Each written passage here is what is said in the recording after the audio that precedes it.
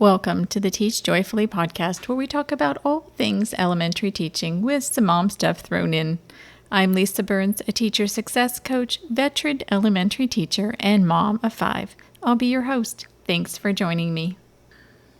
Classroom teachers have battled behavior issues for as long as there have been schools, and quite honestly, it will always be a battle. Always. It's not going away. It's just how we handle it.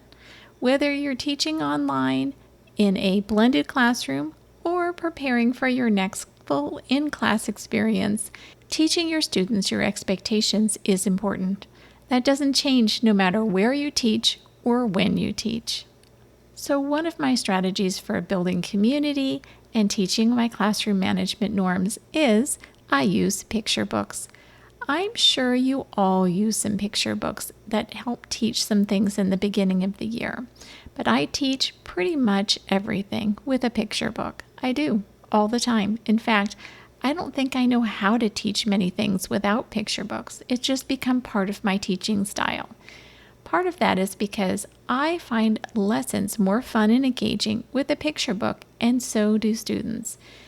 The other benefit is picture books make things more memorable. So teaching about desired classroom behaviors is no different than other subjects in this regard. Picture books can play a vital role in helping students both understand and remember all the behaviors that make our classrooms run smoothly. In fact, they help build our classroom community, identity, and culture. So what kinds of things do I look for in a book about behavior? Well, I look for humor, even to the point of ridiculousness. Why? When I teach about classroom behaviors and all of my systems and expectations, I usually start with teaching students exactly what I want them to do. And then I usually have a volunteer help me demonstrate. Then we always exaggerate, and I have a volunteer help me teach what not to do. And we get really silly with this. Why? Because it makes the point real. And students get the idea that there are some things that are just unacceptable, and they're quite funny if you exaggerate them. So then we teach it the right way again at the end. Well, using a book that exaggerates or uses humor even to the point of ridiculousness is the same thing. It gets the same point across, so I might do that with the volunteers first, and then I might teach with the story after, or vice versa. But if you have the same kind of humor in both places, kids get the point. So having that exaggeration gets the point home, and it gives you an opportunity to have a conversation with students about why that won't work. And that is the entire point of these books. It's not about reading the book and then dusting your hands off and saying, well, I taught that, and walking away. It's about the conversation that happens as you read the book and after you read the book. It's about the memories you create and how you can joke with students about behaviors that are inappropriate, because now you have a common ground and you have a common memory, and you can talk about them in ways that are funny. So when students cross the line, you can have a little joke together, they'll get the point, and everybody can move on, and it doesn't escalate and turn into a horrible situation. Another thing I look for in a book about behavior is memorable characters. Characters that stick in our memories, ones that are funny, ones that we love to hate, ones that are just interesting. Those are the things that students will remember. We want things that will embed in students' brains so they'll remember them, and then they'll have something to tie all of those expectations back into as well. So an example of a memorable character might be Lily in Lily's Purple Plastic Purse. Lily is memorable because she's spunky and funny, and she has an opinion. Kids love that. Plus, Kevin Hanks is so specific about so many things in that book, from patience to waiting our turn to bringing personal items to school to how our behavior affects others. This book is both subtle and obvious at the same time. In addition, Lily is loaded in personality, and that makes this book stick in students' memories. Another thing to think about with relatable characters is characters who get it all wrong. It is so refreshing to students to be able to see someone else mess up besides themselves. And quite honestly, it might be a little cringeworthy sometimes, but it is very funny and very memorable. And students will get it. They get the point, they understand, and they can see what it does to the rest of the situation around the character. And that's part of the point of this. Students can't always understand how their actions affect other people, but in a story, they can see what that does. So they can see in Lily's purple plastic purse that Lily's shouting out and demanding that she share her purple plastic purse and her jingly coins and her fabulous sunglasses are disruptive to the entire class.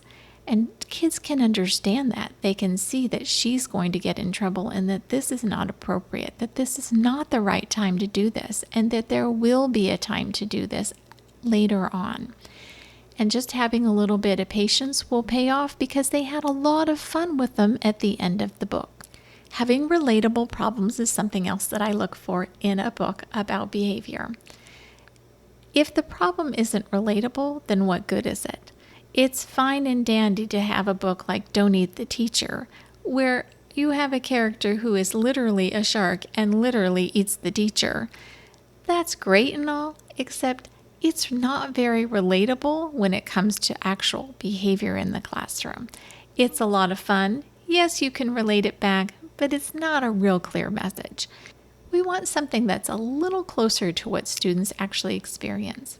The next thing I look for is words and situations that speak to students, not adults. That means that the language, the word choice, really needs to be appropriate. If students are speaking like adults in the book, that's not going to be good. If adults are preachy in the book, that's not going over well either. And let me tell you, there are plenty of those books out there. I don't know who thought that they would appeal to students, but they sure don't. Who wants to be preached to? Nobody. Nobody wants to feel like you're talking down at them or yelling at them. That's not going to go well, and students won't remember it for the right reasons. We want books that are just plain fun. Now, if you have all these other things, they're going to be fun. But we really do want books that are fun, and that also means great illustrations. An illustration can make or break a book. It doesn't matter how fabulous the words are. If the illustrations are wrong, it ruins the book. They have to go together. And sometimes illustrations make the book. Think of Officer Buckle and Gloria.